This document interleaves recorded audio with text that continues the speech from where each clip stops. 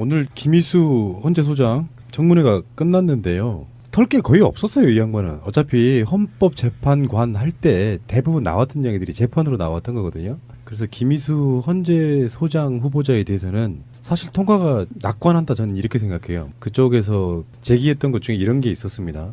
민주당 추천의 헌법재판관이다 보니까 뭐 소수 의견 낸 것들이 다 민주당 쪽 사람들의 의견을 받아들인 거다. 그래서 민주당에 충성하는 게 아니냐 뭐 이런 식으로 이야기를 했지만 전체 의견들 중에서 소수 의견 낸 게 10%도 안 된대요. 그리고 그것 때문에 이제 박주민 의원이 이제 그걸 쉴드 치는 그 질의를 했는데 정말 그건 제가 음성으로 다시 한번 들려드릴게요. 방송에 넣어드리고 화제가 됐던 건 그겁니다. 5.18 때 버스 운전했던 그 사형 선고했던 그분에 실제로 청문회장에서 만났어요. 그리고 서로 이렇게 악수하고 사죄하고 죄송하다고 그런 장면들은 역사적인 화해 이게 이루어지는 건데 진짜 중요한 문제는 그것을 트집 잡아서 흠집 내려는 사람들이 바로 전두환의 후예들이라는 게 저는 더 큰 문제라고 생각해요. 네. 그때 사형 선고를 내려줬으니 자기들의 권력에는 맞는 판결 아니었습니까? 말하자면 그런 거잖아요. 근데 거기에 대해서 그때 사형 선고를 내렸기 때문에 부적격이다라고 말하는 것 자체가 모순인 거지 않습니까? 그래서 진선미 의원이 어제 청문회 끝난 다음에 이렇게 말씀하셨어요. 5.18에 이렇게 많은 야당 의원들이 관심을 갖는 걸 보면 5.18 정신 헌법에 담는 거나 진상규명 과제 전폭적으로 지원해 줄 거라고 믿는다. 야, 역습을 했네. 어쨌든 좀 삶을 보면 전남대학교 출신이 77년도에 사법시험에 합격해서 3년 후에 군대를 가게 되는 거죠. 그러니까 80년대에 고통을 안고 군대를 갔었고 군대 가서 하여튼 이 사건을 이제 판결한 모양이에요. 군법으로 했으니까.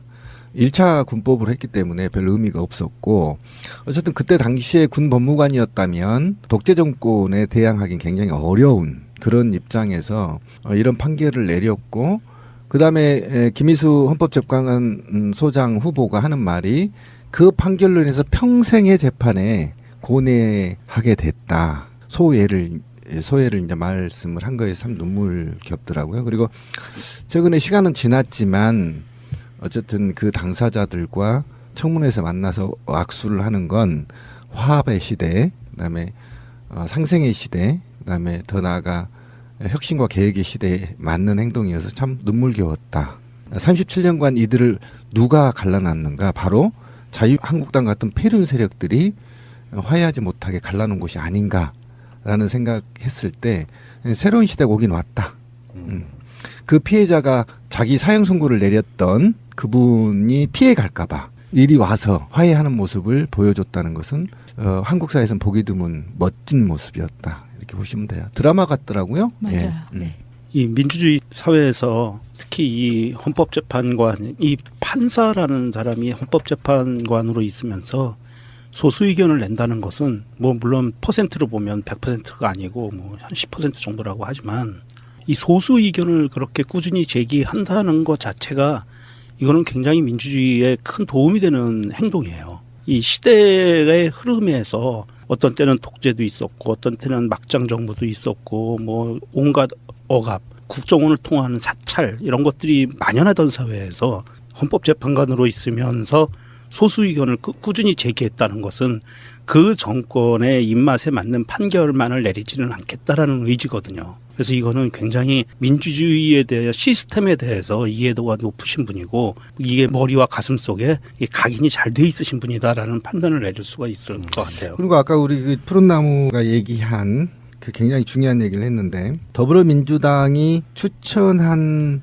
헌법재판관이라고 해서 당의 명령에 따를 거냐 또는 정당에 준하는 어떤 판결을 내린 거냐 그렇지 않았다는 게 분명히 밝혀졌고요. 그리고 저는 이 헌법재판관 임명부터가 문제가 있다라고 지적하고 싶어요. 왜 그러냐면 대통령이 임명하기 때문에 대통령의 눈치를 일부 볼 수가 있다라는 거예요.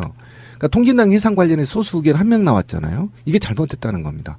적어도 2-3명 나왔어야 되는 게 정상이에요.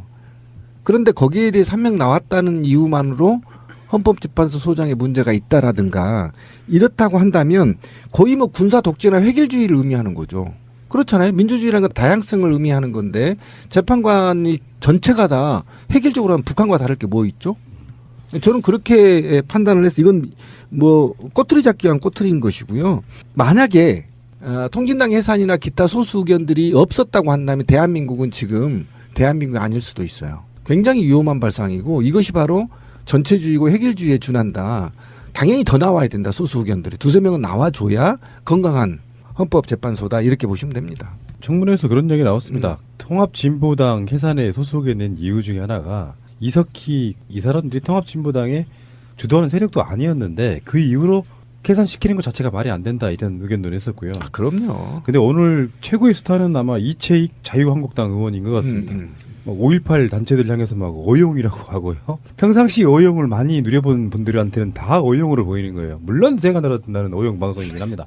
우린 자발적인 것이고요. 그래서 5.18 단체 이런 분들을 증인으로 불렀는데 그 사람들 입장에서는 김희수 까주겠지 이렇게 했는데 편들어져 버리는 거야.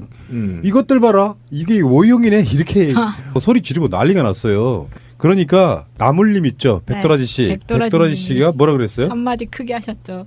지금 회의 진행 중인 거 아니잖아요. 어디서 5.18을 욕을 하세요. 말이 돼요? 자유한국당 의원이. 라고 소리를 네. 지르셨죠. 자유한국당 의원이 5.18을 이야기하는 게 말이 되냐. 부끄러워서 말 못할 것 같은데.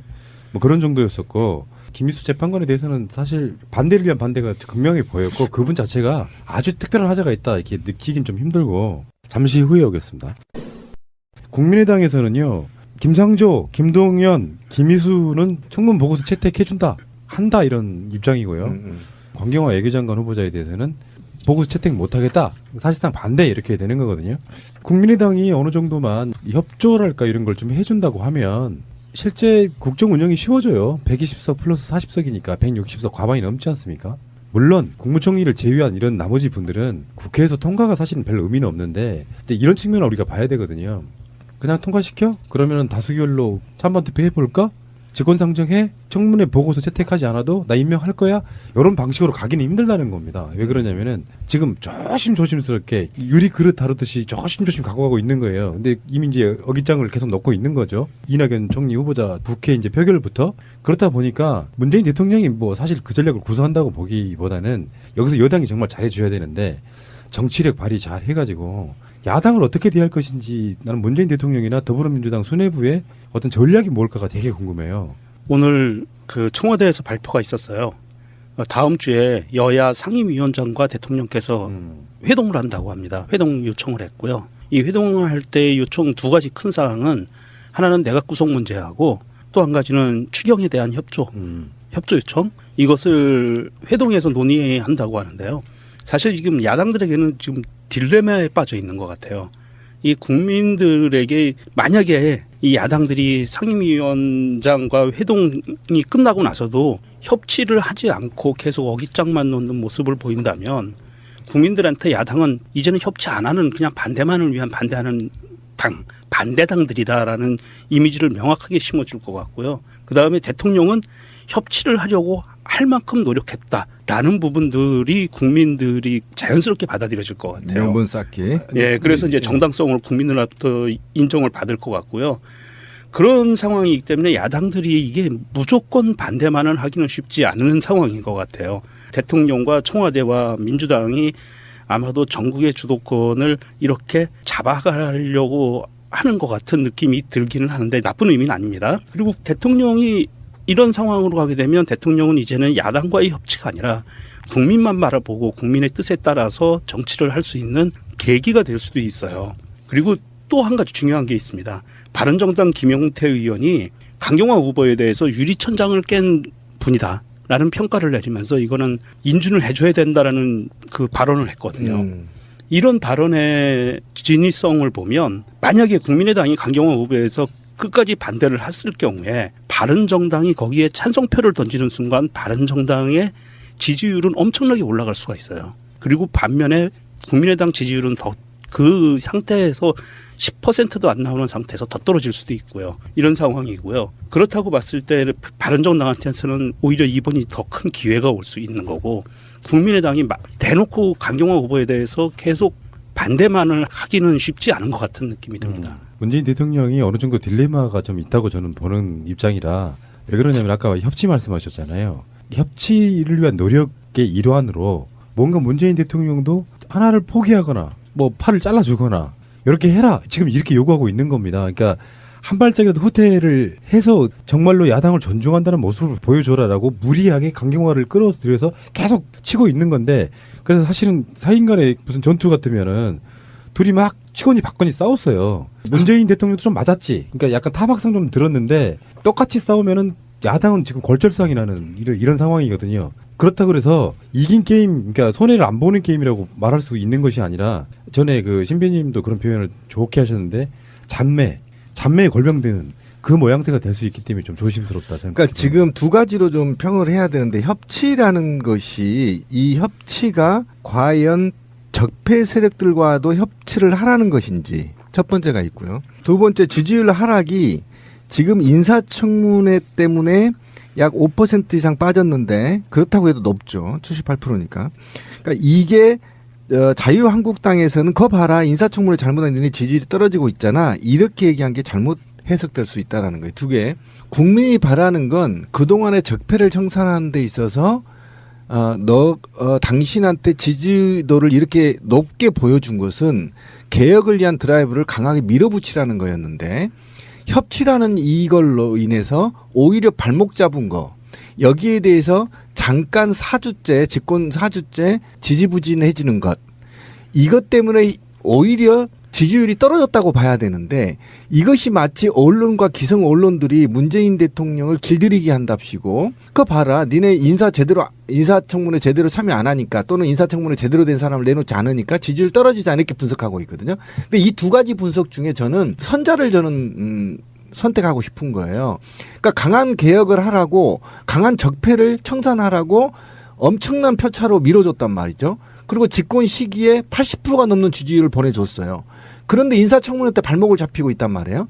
이때 저는 협치가 문제가 아니라 밀고 나가라는 메시지다. 오히려 더 적폐 청산하는데 무슨 놈이 협치냐. 자유한국당이 적폐 대상이에요. 제발 좀 협치 대상이 아니란 말이에요. 지금 보세요. 강경화 같은 거 얘기 한번 해봅시다. 제가 앞 시간에도 얘기했지만 다시 얘기할게요. 우리 전남 장성에 제가 지금 고향까지 나와버렸는데 전남 장성에 가서요. 인목도가 50% 이하짜리 대지로 바꿔준다면 당장 바꿔줍니다. 제가 다시 얘기했잖아요. 여기냐면 지방의 세수가 저희 고향이요. 자립도가 18%밖에 안 돼요. 최하위입니다. 대한민국에. 그러면 서울에 있는 사람들이 집 팔고 가서 임야를 인목도가 낮아야 돼요. 대신 이거는 대통령도 못 바꿔요. 80% 넘으면. 여기에 집 짓고 살겠다 하면 어느 오라 그래요. 서비스 다 해줘요. 라인 다 깔아줘요. 그게 바로 지자체의 지금 한계거든요. 그런데 이것을 샀는데 뭐 1,000원짜리인가? 1,560원짜리를 샀는데 샀더니 대지로 바꾸니까 당연히 10만 원으로 오르죠. 그런데 이거를 뭐 73배가 올랐다고 땅 투기 있다고 했다고 해요? 그러면 이상득은 어떻게 됩니까? 이상득이 설명해야죠. 자기 땅 사놓고 인터체인지 넣어버리니까 수십 배 올랐던 거하고 그게 투기인 거지. 이거는 자기가 살려고 하는 거 아닙니까? 이건 투기가 아니다. 네. 그리고 두 번째로 봅시다. 위장전입이라고 얘기하는데 강남으로 이 정도 스펙이면요. 강남으로 가려고 위장전입이에요. 그런데 그 자기 모교에 딸 보내고 싶어서 모교에 대한 애착심이 있어서 구체적인 얘기를 제가 않더라도 그게 무슨 위장전입이에요. 의도가 위장전입이긴 하나 그 의도가 불순하지 않다라는 거예요. 네. 강남에 좋은 학군 보내려고 위장전입 한 게 아니잖아. 다른 자유한국당 네. 정치인들처럼 그런 거잖아요. 그런 것 가지고 문제를 삼는다는 거 오히려 이거 하나도 해결 못하느냐. 문재인 대통령 그냥 치고 나가 임명해. 라는 메시지일 가능성이 굉장히 높다. 저희가 그 촛불이 한참일 때 제가 여러 번 이야기했던 거기도 해요. 어차피 요소 야대다. 그리고 촛불로 만들어진 대통령은 결국은 국민들 지지율 받아서 대통령 할 수밖에 없다. 국회가 중요한 건 아니다. 촛불 때 로직이 하나 있었잖아요. 뭐가 통과가 안 돼. 자, 다음 주에 촛불 100만 모여 하면 모여가지고 하면 그 다음 주에 통과돼. 이런 방식이었단 말이에요. 그렇죠. 근데 지금은 그렇게 촛불 모이기는 또 많은 분들이 사실 피로감 느끼실 수도 있고 그래서 저는 할 수 있는 게 저는 문자 행동이라고 봐요. 네. 그런 방식으로 민의가 전달되는 거잖아요. 그래서 계속해서 압박을 해가는 거지. 단 거기에다가 욕설은 좀 하지 마세요. 그게 빌미를 주는 거기도 하고 분에도 욕설하지 마시고 맞아요. 역공이 네. 들어오니까요. 정정당당하게 항의하는 건 하시기 바랍니다. 문자 행동하시고요. 그게 전- 촛불 켜는 거랑 똑같은 거죠. 예, 맞습니다. 문자 행동을 놓고 뭐 테러니 폭탄이 이런 개 같은 소리를 하는데 그런 정치인들은 이정일 판사한테 신고하십시오. 대신 아까 우리 권 PD가 얘기한 대로 욕은 하지 마십시오. 명예훼손 되니까. 예. 그러고 나서 이게 저는 직접 민주주의로 가는 과도기적 단계가 아닌가. 그렇겠다. 예, 그래서 이게 굉장히 신성한 겁니다. 문자로 자기 의사를 간접 민주주의인 대의 제도인 국회의원들한테 자기 의사를 직접 반영하게 만드는 것은 직접 민주주의 체제 또는 주권자가 주권을 회복하는 과정이다. 그래서 이거는 헌법적 가치인 것이고요. 굉장히 신성한 거기 때문에 제발 욕하지 말고 당당하게 떳떳하게 하십시오. 만약에 이것을 받아들이지 못한 정치인들은 앞으로 도태될 것을 저는 확신합니다. 그리고 지금 국민의당 홈페이지는 십자포화 맞았어요. 맞습니다. 네. 이런 식으로 네. 표현을 하면 되죠. 그러니까 촛불을 언제든지 켤 수 있다. 너희들 정신 차려라. 어차피 정치라는 게 상대방을 끌어내려야 자기가 올라갈 기회도 생기는 건데 그래서 흠집 내고 발목 잡기 하고 있는 거고 사실 강경화 후보자에 대해서는 저도 총평은 그래도 새누리당에서 제일 깨끗한 놈보다 더 깨끗해.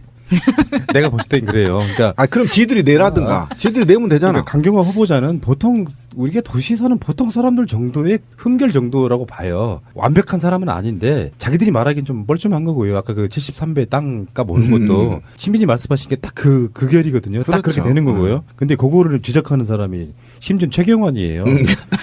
자기 고향에다가 막 그 경제부총리 할 때 돈 쏟아붓던 바로 그 인간들이 나와가지고 아까 말씀하신 것처럼 1560평 평당 이게 샀다가 나중에 11만 원도 올랐다. 이건 누가 봐도 투기래.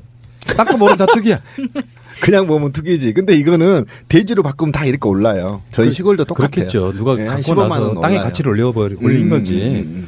그리고 투기라는 게 그런 거잖아요. 다른 방송에도 말씀을 똑같이 드렸는데 투기는 필연적으로 유장 전입이랑 연결이 돼서 농지 같은 거 살 땐 특기 전입이 그렇죠. 필요해요. 네. 그러니까 유장 전입이 도시에서는 이제 학군 이런 것이 더 주고 그리고 농촌에 가면은 이제 농지 관련해 가지고 살지도 않으면서 살아야 그 땅을 살 수 있는 뭐 이 그렇죠. 조건이 있잖아요. 네. 그러니까 이런 게 법적으로 뭐 아시는 분 다 아시는 얘기지만 농지를 바로 거기다 건물 못 짓잖아요. 멋지죠. 그것이 이제 관련돼 있는 게 유장 전입이 관련된 그런 건데 강경화 후보자는 그렇고 후보자 남편도 그렇고 그냥 가서 살아요. 실제로 거주해. 자기가 직접 짓고. 그러니까 요거는 우리가 논란거리 자체가 안 됩니다. 그 사람들의 논리는 땅을 사가지고 땅값이 올랐으니까 투기다 이렇게 하고 있는 이거는 누가 봐도 말도 안 되는 거지 않습니까? 최경환이 구속될 놈이 말이야. 토이노믹스 기억나나요? 나라 망치고 지 고향에다 한 2천억 정도 발랐죠. 나쁜 놈의 시기. 지금 강경화 그 외교부 장관의 외교부 장관 후보자에 대해서 지금 계속 반대하고 있는 것을 사람들은 이렇게도 본다고 하더라고요. 이 외교 무대에서의 한일전이다. 그러니까 예, 좋은 이게 판단이었어요. 예. 한국과 일본이 싸우고 있다. 국내에서 외교 무대에 누구를 세울 것인가를 갖고 싸우고 있는 형태다라고 판단들을 하고 있고요. 사실 저는 강경화 이분을 보면서 참 많은 것을 느꼈어요. 그러니까 이게 아마 다른 분들도 느꼈을 테지만 사실 이 사람이 뭐 입지전적이니 뭐 어쩌는 이런 게 중요한 게 아니고 과연 대한민국이라는 나라가 조선시대를 다 통틀어서 이만큼 외교 무대에서 역량을 가질 수 있는 사람 그리고 인적 네트워크를 가진 사람을 과연 몇 명이나 키워봤는가. 이 강경화라는 사람은 대한민국이 키운 외교 무대의 인재 중에서 손가락 안에 드는 사람이에요. 유엔에서 오랫동안 사무총장 3명을 겪은 전문가고 인권운동가고 이런 사람. 그 최근에 그런 비슷한 사람이 한 명 있었죠. 반기문 씨라고. 사실은 대한민국에서 이렇게 전 세계를 대상으로 유엔이라는 큰 그 조직 안에서 전문가를 키운 거는 반기문과 강경화 이 두 분밖에 없어요. 아직은. 지금도 많은 분들이 그 안에서 일을 하고 있지만 그렇다면 이 강경화라는 사람은 대한민국이 키워낸 인재인데 이 인재를 단지 여자라는 이유만으로 또 하나 단지 서울대 출신이 아니고 외무고시 출신이 아니라는 이유만으로 이렇게 반대를 한다는 것은 이거는 정말 국익에 굉장히 반하는 행동인 거예요. 그러니까 한일전이란 말이 굉장히 이제 정확한 말인데 강경화 외교부 장관 후보가 위안부 할머니 관련해서 등의 재검토 얘기가 있었고 일본의 친일 2, 3세대들의 정치인들이 일본의 극우 세력들의 사주를 받아서 강경화 후보를 굉장히 디스할 수도 있다. 이런 견해 굉장히 좋은 견해입니다. 왜 그러냐면 일부의 자기 조상들이 일본과 뜻을 같이 하고 일본 밑에서 먹고 살았다고 해서 굉장히 일본과 우호적인 이런 스탠스를 취하는 정치인들이 꽤 있어요. 저는 그것을 일본과 학술, 극우 세력들과 학술 교류 또는 연구비 지원 등을 통해서 룰라이트가 만들어진 것처럼 그들에게는 반드시 있다. 무엇인가 아까 말한 대로 비예무고시 출신이라고 해서 또 외교부의 친 세력들의 외교부들이 로비를 통해서 자유한국당 로비를 통해서 굉장히 강경화를 디스하고 있다. 이런 측면은 굉장히 깊게 들어가서 들여다봐야 될 굉장히 중요한 팩트인 것 같아요. 오늘 한 가지 뉴스가 나온 게 뭐냐면 외교부 직원들이요 성명서를 냈어요. 강경화 후보자만큼 적합한 외교부 장관 후보자가 없다. 없다. 그러니까 이 외교부에 있는 그 공무원 노조 외교부 지부에 있는 분들이 성명서까지 발표할 정도였어요. 그러니까 이 야당들이 이것을 대놓고 그렇게 반대만 하기는 쉽지 않은 것 같다. 그리고 반대해서 안 된다. 이런 인재를 그냥 다시 또 우리가 외교부 장관으로 임명하지 않으면 이분이 어디를 갈 것 같아요. 다른 나라로 갈 거 아니에요. 유엔으로 다시 가든지 여러 가지 방법이 있겠지만 그 이런 소중한 인재를 우리가 이런 또 그분이 갖고 있는 네트워크 외교 무대에서의 인적 네트워크를 우리가 전혀 사용하지 못한다. 그동안 우리는 외교에 있어서는 항상 코리아 패싱이라는 말도 안 되는 말도 있었지만 외교 무대에서는 계속 왕따였어요. 중국에 가서건 미국에 가서건 유럽에 가서건 이 인적 네트워크로 활용할 만한 게 없거든요. 외교부 장관들이 그렇게 일을 못했기 때문에 그래서 꼭 필요한 후보다. 그리고 위안부 할머니들도 강경화 후보자 임명해라 성명도 똑같이 발표하고 있고요. 결정적인 하자 없음. 청문회 해보니 언론들이 제기한 대부분 다 거짓말이었음. 의혹들 대부분 다 거짓말이었음 이런 거고요. 근데 잔잔한 화제가 난 게 이제 어제 그 투석에서도 이야기를 했습니다만 친정 부모님을 딸이 모시는 남편 재산과 서로가 재산을 모른 채로 내가 벌어서는 우리 친정 엄마 봉양하고 남편은 남편대로 그렇게 해서 서로 간의 재산 관계를 전혀 이렇게 교류하지 않는다는 거예요. 아, 요거 멋있습니다. 그래서 지금 뭐 난리 났어요. 거기다가 뭐 전 의원까지 나서가지고 이 부분에 대해서는 높이 평가한다. 굉장히 높이 평가하는 여성들이 쌍수를 들고 환영하는 그렇죠. 상태. 보통 한국의 여자분들 친정 부모님이 용돈 모르게 주는 경우도 있고 그죠. 그렇죠. 왜냐하면 이거는 강경화 이 후보가 일단 본인이 탄탄한 직업이 있기도 하기 때문에 수입이 있기 때문에 이게 가능했다고도 보긴 하는데 일단 이게 통장 관리를 각각 했다는 거 아니에요? 멋지네요. 네, 청문회에서 나온 얘기로는 남편 재산은 남편이 관리를 하고 내 재산은 내가 관리를 했기 때문에 남편이 샀던 토지나 이런 부분에 대해서 당시에 자기가 정확하게 자세하게 모를 수 있었다. 이 부분에 대해서 그래서 사과를 한 거였거든요. 근데 보통은 저도 그렇거든요. 저도 통장 안 섞었었어요. 근데 보통은 이분은 근데 유엔 가기 전부터 이렇게 하신 것 같은데 지금은 또 많이 이렇게들 살고 계시지 않나? 아니, 나도 그러고 싶다 진짜. 용돈 받으면 꽝이야 씨. 그러니까 이런 경우는 내 인생 완전히 꼬였어. 남편도 경제력이 있어야 됩니다. 그럼. 그래서 서로 간에 이렇게 그러니까 사실 그게 맞잖아요. 엄밀히 따지면은 뭐 직장이 없는 주부들이야 좀 경우가 좀 다르겠지만 남편이 이해해주고 사이가 나빠서가 아니라 금전적으로 딸밖에 없는 집안에서 큰 딸이라고 하는데 이분이 경제력이 있어요. 유엔 같은 데 가서 이제 연봉 보면 많이 받을 거 아니에요. 얼마나 그렇죠. 받을지 많이 모르지만 받죠. 그럴 때 그 돈을 다 시댁 남편한테만 주고 그렇게는 안 사는 거 아니에요. 그러다 보면 나중에 불편해질 수 있으니까 경제에 대해서는 서로가 이렇게 생활에 있어서 더치페이 같은 거죠. 네. 아니 근데 그게 제 친구 공무원 부부도 그렇게 해요. 그러니까 집 살 때 반반씩, 양육비도 반반씩. 정확히 반반씩 하더라고. 근데 이 룰을 깨면 사람 취급 못 받아요. 굉장히 남자가 더 고달프요 사실은.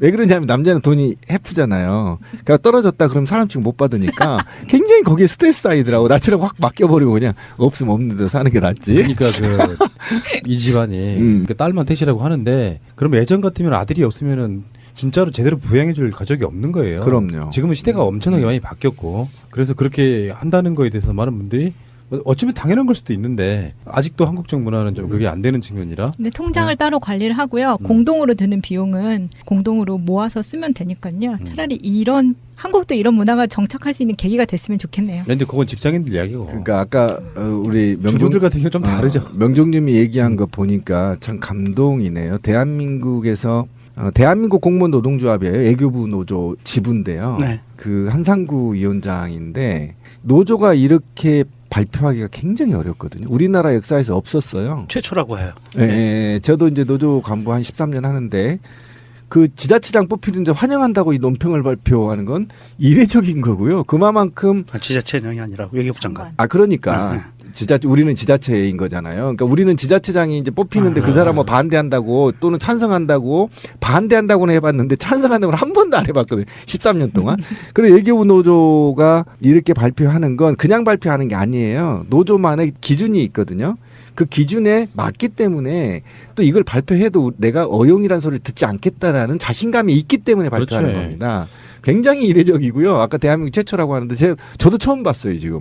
그냥 우리가 보통은 KBS 사장 반대한다 막 이렇게 성명 쓰고 우리 공무원 노조 같은 경우 무슨 장관 반대한다 이렇게 쓰거든요. 과거에 그랬어요. 근데 이렇게 노조 공무원 노조에서 환영한다는 성명을 낸다는 건 굉장히 이례적이고요. 외교부에도 공무노조가 있어요? 대한민국은 보통 이제 전체가 36만 명 정도 돼요. 몇 급 이하만 가능하죠. 예, 5급 이하만 가능하죠. 근데 어차피 불법이잖아. 아니 우리만 불법이고 여기는 다 그러니까. 공식이죠. 노조라면서요. 노조인데 어. 공무원 노조를 허용이 됐어요. 전공노만 허용이 안 된 거야. 공무원 아, 노조는 그렇구나. 예. 전공노만 이 설립증을 뺏어가고요. 나머지는 99개 노조는 다 설립증이 있어요. 저런 불법스러운 사람들. 불법이 아닙니다. 법의 노조. 헌법적 노조, 헌법 노조. 예. 강경화 후보자는 그러면 이제 마지막으로 이런 얘기를 짧게 한번 해보자고요. 문재인 대통령이 임명을 강행해야 할까요? 문재인 대통령이 강경화 후보자를 외교장관의 국회 동의 없이 임명을 강행하는 것이 더 좋겠다 아니다만 한번 말씀을 해보세요. 일단 저는 단호해요. 임명해야 된다. 왜 그러냐면 그 이유가 별로 큰 한방이 없어요. 우리가 말하는 큰 한방이 없단 말이죠. 큰 한방이 없는 것이고 그 다음에 지금 저는 삿바 싸움이라고 생각합니다. 그렇지. 힘겨루기. 네, 힘겨루기인데 이걸 가지고 협치를 할 거냐 말 거냐 개소리 같은 거 하는데요. 국민은 자유한국당이 협치를 원치 않습니다. 문제는 국민의당도. 문제는 국민의당인데. 국민의당이 지금 돌아설 거라고 저는 판단되거든요. 그래서 만약에 포결에 들어가면 어떨지 될지 모르겠지만 어쨌든 저는 자유한국당하고는 사실 협치는 불가능하다. 제가 볼 땐 그래요. 지금 대통령 된 지 한 달도 안 됐거든요. 지금 뭐 하나 도와준 거 있나요? 나는 이게 너무 괘씸한 거예요. 자기들이 나라 이렇게 만들어 놓고 적어도 한 3, 4개월은 도와주다가 그러다가 발목을 잡든가 아니면 도와줬더니 너 개판이다 이렇게 해서 딴지를 걸든가 그것도 아니고 첫날부터 딴지 걸어서 지금까지 뭐 하나 도와준 게 있나요? 자기들 다 망쳐놓은 거? 그 다음에 이제 두 번째로 국민의당에 만약에 국민의당이 반대한다면 국민의당은 이제 소멸의 길을 갈 거다. 적어도 제가 오기슨 거 아니에요. 웃어요. 왜 그러냐면 지금 국민의당이 그동안에 광주에서 사랑을 받았던 거에 보답하려면 지금 문재인 대통령, 문재인 정부의 협치를 해서 그 협치 속에서 자신들이 나아갈 방향을 결정하는 게 맞다. 그런데 자유한국당하고 부안해동에서 현 적폐 청산을 위한 새 정부의 발목을 잡는다고 한다면 제가 볼 땐 적어도 소멸이 되거나 분열될 겁니다. 그중에 몇 명은 적어도 다시 당을 깨고 더불어민주당으로 올 가능성이 굉장히 높아서 판단 잘해야 된다. 양쪽에서 맞을 수 있다. 명령님은? 제가 보기에는 아까 잠깐 말씀드린 것처럼 다음 주에 대통령이 제안한 상임위원장 회동이 있고 나면 그냥 표결로 통과될 것 같아요. 그래서 강행을 할 이유가 없는 것 같은데 혹여 잘못되더라도 이거는 대통령이 반드시 강행해야 될 부분이다. 이 강경화 후보자 같은 경우에는 지금이 아니면 이 양반이 오랜 기간 동안 유엔에서 쌓아온 그런 네트워크와 경력을 대한민국이 활용할 수 있는 기회가 전혀 없다. 이제는 돌아갈 수 없는 강을 건널 수도 있어요. 강경화 씨의 대상으로는. 그래서 이번에는 이분을 우리가 반기문 씨는 좀 이상한 행동과 마인드 때문에 우리가 내쳤지만 뭐 우리가 내쳤다기보다는 본인 스스로 다시 나갔지만 이 강경화 씨 같은 경우에는 반드시 대한민국 외교부 라인에서 대한민국의 외교를 책임질 수 있는 그런 인재로 우리가 계속 좀 부려먹어야 된다 이런 생각입니다. 그러면 마차님은? 저는 한 발 물러서면 좀 실망할 것 같아요. 그래서 저희는 오히려? 네, 강한 대통령을 원하고 그리고 언론의 역공이 생기면 새날이 열일하면 된다고 생각합니다. 오, 한 방에 끝나네 뭐. 역시 젊어요. 지금 그 깔끔해요. 자유한국당이 이제 김상조 후보자 부인은 고발하겠다고 하고요. 강경화 후보자에 대해서도 뭐 투기네 뭐로 법적 대응하겠다고 정말 이상한 삽질들을 하고 계시는데. 그럼 새누리당 의원 아니 자유한국당 의원들 다 한번 예. 재정비 해봤으면 좋겠어요. 그러니까 필연적으로 한번 넘어야 돼서 산인 건 맞고요. 저도 강경화 후보자에 대해서 한번 넘어보고 오히려 제가 보기엔 문재인 대통령이 좀 멈칫하는 것 같은 느낌이에요. 왜냐하면 계속해서 장관 후보자들이 나와야 되거든요. 그러니까 근데 그 이후에 현역 국회의원들 4명 장관이 임명한 거 이후에 아직 장관 자리 무지하게 많이 남았거든요. 그러니까요. 근데 지금 강경화 드러난 거에 비해서 막상 까보니 별거 없지만 강경화에 대해서 한판 물러서게 되잖아요. 그러면 아무것도 못하게 되는 상태가 좀 된다고 봐서 멈칫한다는 개념이 강경화를 어떻게 처리할 것이냐 첫 번째. 두 번째는 실제로 5대 공식 배제 원칙에 있어서 얼마나 그걸 충실하게 따를 것이냐라든지 등등을 조금 더 면밀하게 검토해 본 뒤에 사실 국민의 높은 지지율을 갖고 가야 되는 건 사실 맞거든요. 근데 이게 어떤 추세를 봤을 때 리얼미터에서는 떨어졌다고 하고 지금 아마 방송 나가는 오늘쯤에 갤럽에 또 지지율이 또 나올 거예요. 매주 한 번 있는 그 흐름의 어떤 패턴을 한 2, 3주를 봐야 됩니다. 그리고 이게 떨어지고 있구나. 떨어지고 있다고 해서 멈칫할 건 아니고 할 건 해야죠. 지지율이 뭐 10% 20% 떨어지더라도 그 과정에서 격렬하게 붙으면은 아마 자유한국당이나 국민의당도 만만치 않은 대상을 좀 일깨야 될 거라고 봐서 한 번은 부딪혀야 된다고 봐서 저는 임명 강행해라. 저도 이렇게 그런 쪽이에요. 그리고 그 더불어민주당 의원들이 청문위원들이 좀 더 세게 나갔으면 좋겠어요. 왜 이렇게 뜨지 못하고 있는 건지 안타까운데요. 공격성을 좀 보였으면 좋겠습니다. 그동안에 뭐 여당이라고 해서 좀 뭐라 그러죠? 품위를 지킨다고 이렇게 하지 말고요. 정확하게 짚을 건 짚고 따질 건 따지고 그다음에 자유한국당 정치인들 부패에 연루된 사람들 정확하게 찍어내고 함께 공격해서 적폐를 국회에도 청산해야 됩니다. 예, 전 그렇게 봐서 좀 더 강력하게 나가줬으면 좋겠다. 별 의미가 없었고 어쨌든 그때 당시에 군 법무관이었다면 독재 정권에 대항하기는 굉장히 어려운 그런 입장에서 이런 판결을 내렸고 그다음에 김희수 헌법재판관 소장 후보가 하는 말이 그 판결로 인해서 평생의 재판에 고뇌하게 됐다. 소회를 이제 말씀을 한 거에 참 눈물겹더라고요. 그리고 최근에 시간은 지났지만 어쨌든 그 당사자들과 청문회에서 만나서 악수를 하는 건 화합의 시대, 그다음에 상생의 시대, 그다음에 더 나아가 혁신과 계획의 시대에 맞는 행동이어서 참 눈물겨웠다. 37년간 이들을 누가 갈라놨는가? 바로 자유한국당 같은 폐륜 세력들이 화해하지 못하게 갈라놓은 곳이 아닌가라는 생각했을 때 새로운 시대가 오긴 왔다. 그 피해자가 자기 사형 선고를 내렸던 그분이 피해갈까 봐 이리 와서 화해하는 모습을 보여줬다는 것은 한국 사회에서는 보기 드문 멋진 모습이었다. 이렇게 보시면 돼요. 드라마 같더라고요. 맞아요. 예. 네. 이 민주주의 사회에서 특히 이 헌법재판관, 이 판사라는 사람이 헌법재판관으로 있으면서 소수 의견을 낸다는 것은 뭐 물론 퍼센트로 보면 100%가 아니고 뭐 한 10% 정도라고 하지만 이 소수 의견을 그렇게 꾸준히 제기한다는 것 자체가 이거는 굉장히 민주주의에 큰 도움이 되는 행동이에요. 이 시대의 흐름에서 어떤 때는 독재도 있었고 어떤 때는 막장 정부도 있었고 뭐 온갖 억압, 국정원을 통하는 사찰 이런 것들이 만연하던 사회에서 헌법재판관으로 있으면서 소수 의견을 꾸준히 제기했다는 것은 그 정권의 입맛에 맞는 판결만을 내리지는 않겠다. 평상시 오용을 많이 누려본 분들한테는 다 오용으로 보이는 거예요. 물론 제가 나는 오용 방송이긴 합니다. 우린 자발적인 것이고요. 그래서 5.18 단체 이런 분들을 증인으로 불렀는데 그 사람들 입장에서는 김희수 까주겠지. 이렇게 했는데 편들어져 버리는 거야. 이것들 봐라. 이게 오용이네. 이렇게 소리 지르고 난리가 났어요. 그러니까 나물님 있죠. 백도라지 씨. 백도라지 씨가 뭐라 그랬어요? 한마디 크게 하셨죠. 지금 회의 진행 중인 거 아니잖아요. 어디서 5.18을 욕을 하세요. 말이 돼요? 자유한국당 의원이. 라고 소리를 네. 지르셨죠. 자유한국당 의원이 5.18을 이야기하는 게 말이 되냐. 부끄러워서 말 못할 것 같은데. 뭐 그런 정도였었고 김희수 재판관에 대해서는 사실 반대를 위한 반대가 극명히 보였고 그분 자체가 아주 특별한 하자가 있다 이렇게 느끼긴 좀 힘들고 잠시 후에 오겠습니다. 국민의당에서는요. 김상조, 김동연, 김희수는 청문 보고서 채택해준다. 한다 이런 입장이고요. 강경화 외교장관 후보자에 대해서는 보고서 채택 못하겠다. 사실상 반대 이렇게 되는 거거든요. 국민의당이 어느 정도만 협조랄까 이런 걸 좀 해준다고 하면 실제 국정 운영이 쉬워져요. 120석 플러스 40석이니까 160석 과반이 넘지 않습니까?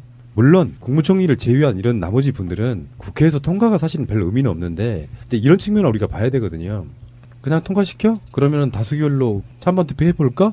직권상정해 청문회 보고서 채택하지 않아도 나 임명할 거야 이런 방식으로 가기는 힘들다는 겁니다. 왜 그러냐면은 지금 조심스럽게 유리 그릇 다루듯이 조심조심 갖고 가고 있는 거예요. 근데 이미 이제 어깃장을 계속 넣고 있는 거죠. 이낙연 총리 후보자 국회 이제 표결부터. 그렇다 보니까 문재인 대통령이 뭐 사실 그 전략을 구사한다고 보기보다는 여기서 여당이 정말 잘해줘야 되는데 정치력 발휘 잘 해가지고 야당을 어떻게 대할 것인지 나는 문재인 대통령이나 더불어민주당 오늘 김희수 헌재소장 청문회가 끝났는데요. 털 게 거의 없었어요. 이 양반은. 어차피 헌법재판관 할 때 대부분 나왔던 이야기들이 재판으로 나왔던 거거든요. 그래서 김희수 헌재소장 후보자에 대해서는 사실 통과가 낙관한다 저는 이렇게 생각해요. 그쪽에서 제기했던 것 중에 이런 게 있었습니다.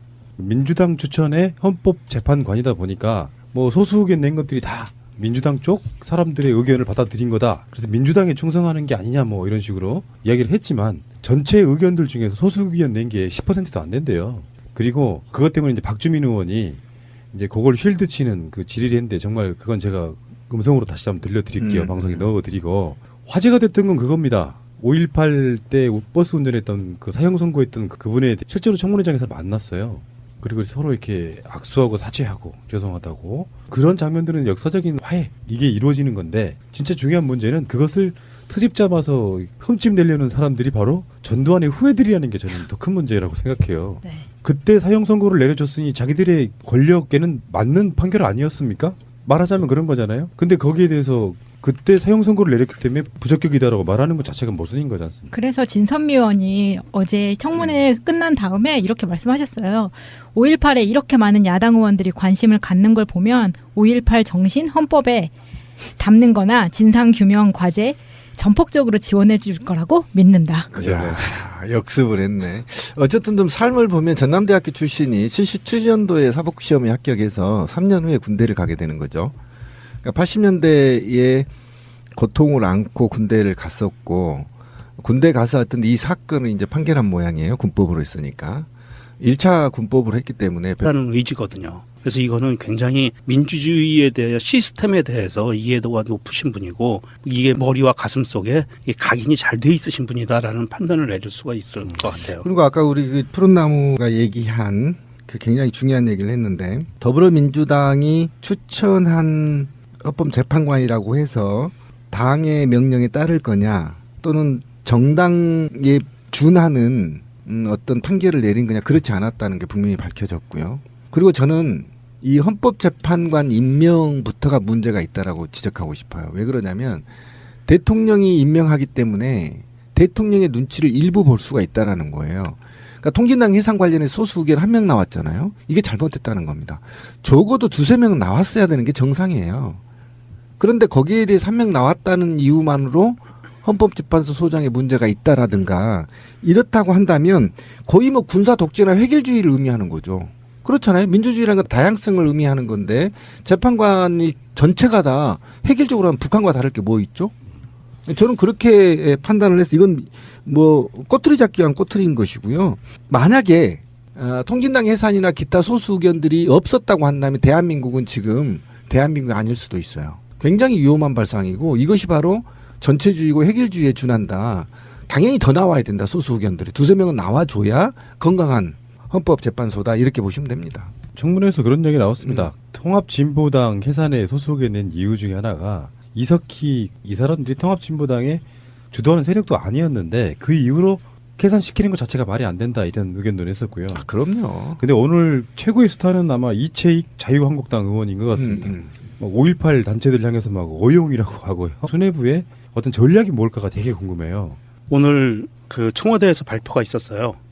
다음 주에 여야 상임위원장과 대통령께서 회동을 한다고 합니다. 회동 요청을 했고요. 이 회동을 할 때 요청 2가지 큰 사항은 하나는 내각 구성 문제하고 또 한 가지는 추경에 대한 협조 요청 이것을 회동에서 논의한다고 하는데요. 사실 지금 야당들에게는 지금 딜레마에 빠져 있는 것 같아요.